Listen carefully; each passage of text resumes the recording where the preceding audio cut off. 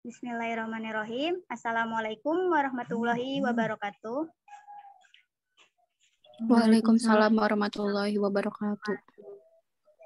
Alhamdulillahirrabbilalamin. Kita masih diberi kesehatan untuk bertatap muka secara virtual di minggu hari ini. Nah, sebelum memulai pelajaran, alangkah baiknya untuk berdoa terlebih dahulu sesuai dengan kepercayaannya masing-masing. Berdoa dimulai.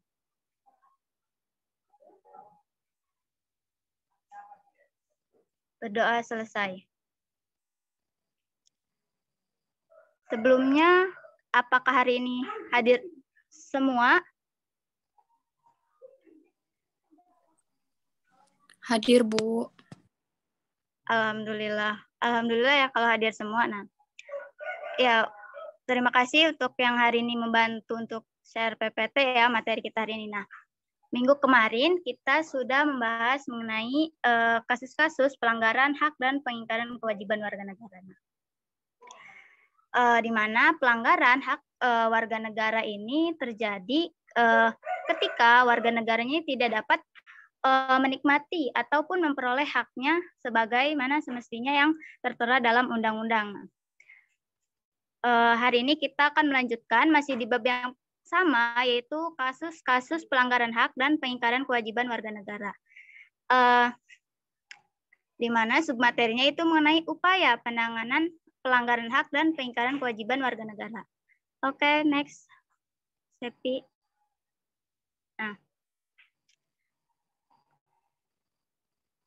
Nah,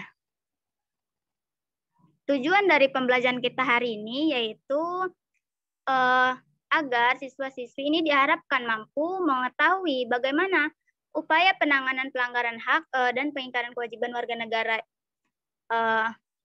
dan kewajiban warga negara. Nah, oke, next. Nah, di sini juga ada poin-poin pembahasan yang akan kita bahas pada pertemuan kita pagi ini. Yang pertama yaitu ada upaya pemerintah dalam penanganan kasus pelanggaran hak dan pengingkaran kewajiban warga negara. Yang kedua yaitu membangun partisipasi masyarakat dalam mencegah terjadinya pelanggaran hak dan pengingkaran kewajiban warga negara. Serta yang terakhir yaitu ada evaluasi, di mana evaluasi ini akan ada di bagian terakhir pada materi kita hari ini. Oke, next.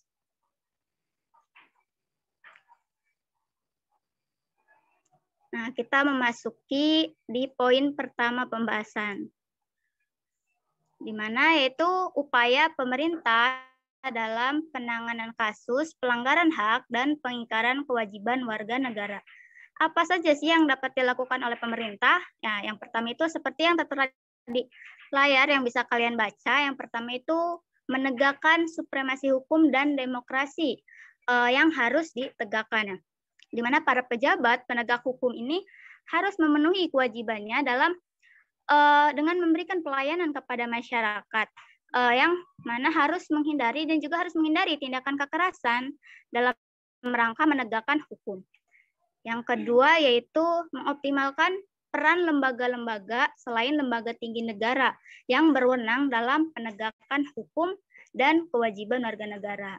Ada yang tahu nggak selain lembaga tinggi negara, lembaga apa saja sih yang berwenang dalam penegakan hak dan pengingkaran kewajiban warga negara?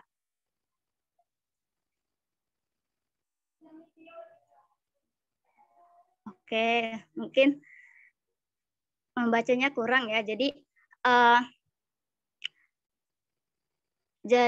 lembaga negara ini yang selain lembaga tinggi negara itu ada lembaga seperti KPK, Komnas HAM, terus juga ada KPAI dan lembaga Ombudsman Republik Indonesia serta lainnya.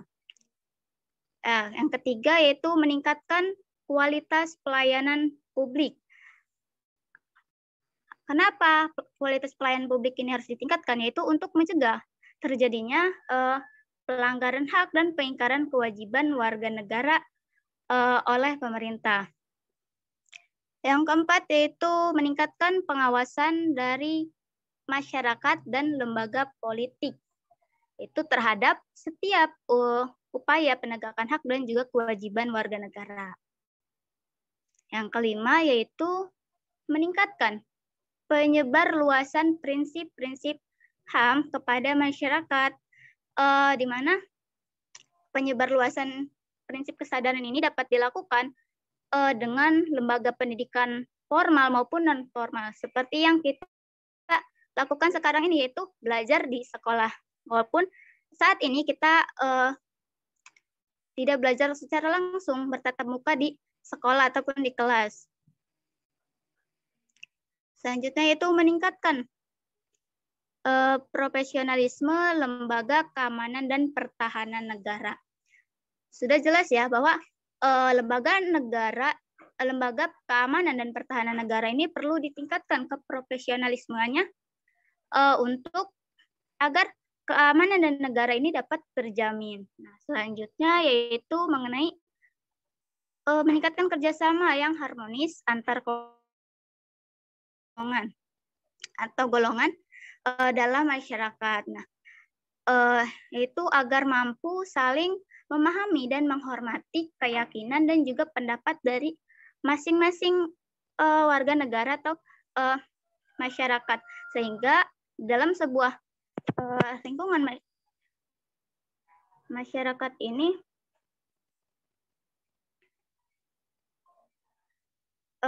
terjamin kehidupannya yang harmonis. Oke, next slide.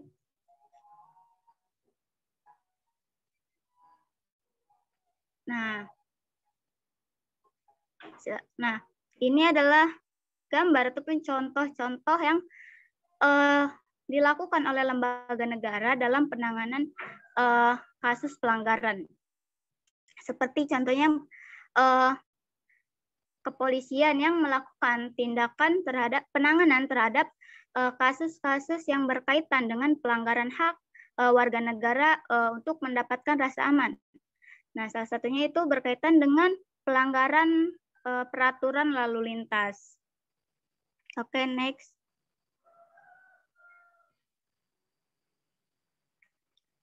Nah, sebelum kita membahas poin yang kedua ini, apakah ada yang mau bertanya terlebih dahulu mengenai materi yang tadi?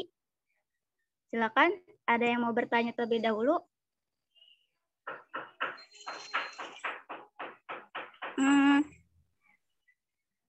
Nggak ada, Bu.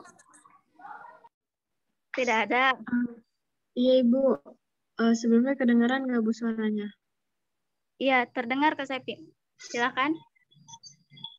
Iya, Bu, saya izin bertanya mengenai materi poin 1. Tadi kan udah dijelaskan salah satu contoh kasusnya pelanggaran lalu lintas. Terus pertanyaannya bagaimana akibatnya jika kasus pelanggaran hak dan pengingkaran kewajiban warga negara tidak ditangani secara tegas oleh pihak yang berwenang? Mungkin itu saja, Bu, pertanyaannya. Terima kasih. Ya, baik. Terima kasih pada Septi yang udah bertanya. Nah, tadi teman kalian nih bertanya mengenai apa aja sih akibat yang apa saja akibat dari pelanggaran tersebut jika tidak ditangani secara tegas oleh pemerintah. Nah, jadi begini Sepi, dalam kehidupan bermasyarakat, manusia atau warga negara ini mempunyai porsi hak dan kewajibannya masing-masing. Nah, jadi jika pelanggaran tersebut tidak ditangani secara tegas oleh pemerintah, maka akibatnya ialah kehidupan bermasyarakat ini tidak harmonis atau tidak akan rukun. Selain itu pula tidak memberikan efek jera terhadap para pelaku ataupun para pelanggar yang memungkinkan akan melakukan hal yang sama di kemudian hari. Begitu, Sepi. Makasih, Bu. Ya, yang lain ada yang mau bertanya?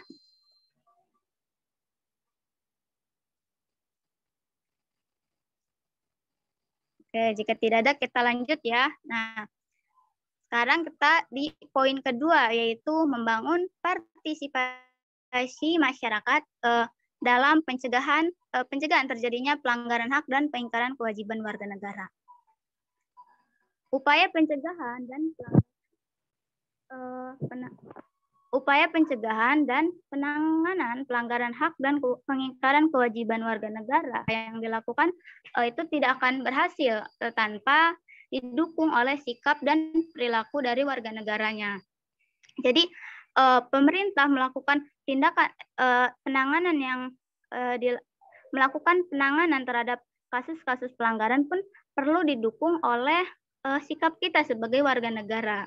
Seperti apa yang dapat dilakukan, yaitu contohnya seperti belajar dengan giat, mematuhi peraturan lalu lintas, dan lain sebagainya. Oke, next selanjutnya.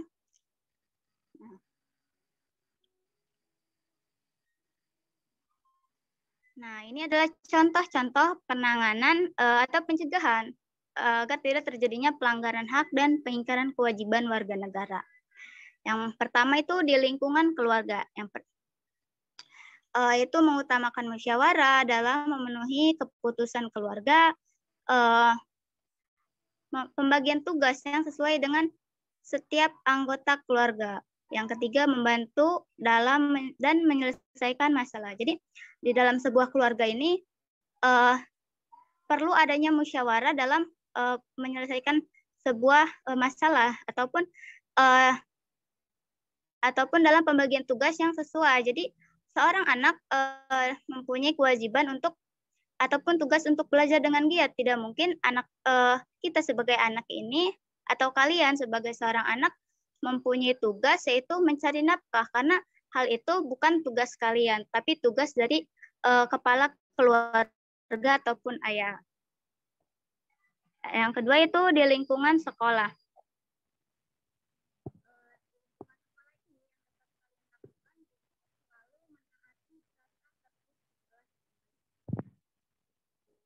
Tata tertib sekolah dengan baik, terus selalu menghormati warga sekolah, seperti menghormati sesama siswa, menghormati sesama guru, maupun dengan warga sekolah lainnya. Yang ketiga itu mencegah tindakan anarkis di sekolah, seperti merusak fasilitas umum. Biasanya di sekolah itu kalian ataupun siswa-siswi seringkali merusak fasilitas umum, seperti mencoret dinding sekolah, dinding kelas, ataupun hal-hal lainnya.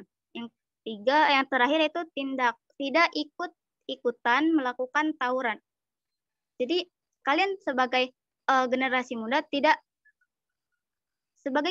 muda seharusnya tidak perlu melakukan tindakan-tindakan ataupun ikut-ikutan melakukan tawuran, karena hal tersebut akan merugikan diri kalian sendiri, merugikan keluarga, bahkan juga merugikan nama baik sekolah.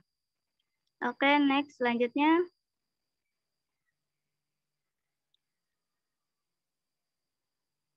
Nah, yang ketiga yaitu di lingkungan masyarakat. Itu menghargai pendapat orang lain, misalnya ketika ada rapat di desa ataupun rapat yang diadakan oleh setiap RT. Terus mengembangkan sikap tenggang rasa di masyarakat, membantu tetangga atau anggota masyarakat yang sedang membutuhkan, menghormati hak-hak tetangga dalam kehidupan bermasyarakat. Yang keempat yaitu di lingkungan berbangsa dan itu dengan mematuhi peraturan perundang-undangan, membayar pajak negara, belajar giat agar menjadi generasi muda yang berkualitas. Itu adalah upaya yang dapat dilakukan ataupun sikap kita sebagai warga negara dalam mencegah terjadinya pelanggaran hak dan pengingkaran kewajiban warga negara. Sebelumnya ada yang mau bertanya untuk materi kita yang kedua ini?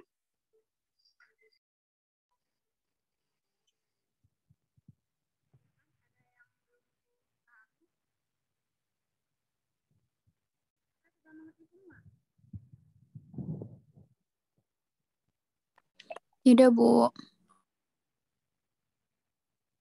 Baik, itu adalah materi kita hari ini. Nah, yang selanjutnya, next, Sepi. Nah, karena kalian sudah mengerti materi kita hari ini, maka silahkan kalian buat kelompok di mana kelompoknya ini terdiri 2-3 orang sesuai dengan keinginan masing-masing dan ya sesuai dengan keinginan kalian masing-masing ya. Terus yang kedua itu menentukan pokok permasalahan yang berkaitan dengan pelanggaran HAM. Seperti yang sudah dijelaskan pada hari ini dan minggu sebelumnya. Yang ketiga itu tentukan responden ataupun orang-orang yang akan kalian minta wawancara. Dan yang terakhir itu menyusun pedoman pengamatan atau wawancara. Nah, selanjutnya dapat kalian baca di slide, silakan kalian screenshot ataupun nanti akan saya kirim di grup kelas ya. Dapat dimengerti? Mengerti, Bu. Pengumpulan tugasnya kapan, Bu? Untuk pengumpulan tugasnya minggu depan ya, dipresentasikan per kelompok. Untuk pembagian kelompoknya bagaimana, Bu? Apakah Ibu yang tentukan atau bebas kita sendiri yang milih? Kelompoknya kalian sendiri saja, biar tidak ada yang ya. Untuk tugasnya gimana? Apakah sudah dimengerti?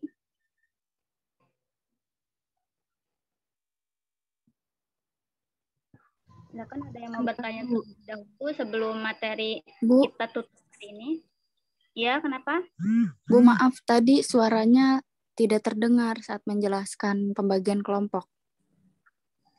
Untuk pembagian kelompok, kalian dibebaskan ya. Jadi kelompoknya terserah kalian. Mau dengan siapa aja, yang penting hal tersebut tidak memberatkan kalian ketika mengerjakan tugas. Dan juga selain kelompok, kalian juga harus bisa menentukan pokok permasalahannya ya, yang berkaitan dengan materi kita pada minggu hari ini dan juga minggu kemarin. Gimana? Udah dipahami belum? Baik, Bu, sudah. Terima kasih. Ya, baik, kalau sudah dipahami, mungkin kita akhiri saja ya untuk pertemuan kita pada pagi hari ini. Terima kasih yang sudah bergabung pada hari ini dan jangan lupa untuk mengerjakan tugasnya dan minggu depan akan dipresentasikan setiap kelompoknya. Terima kasih. Assalamualaikum warahmatullahi wabarakatuh. Waalaikumsalam warahmatullahi wabarakatuh. Terima kasih, Bu.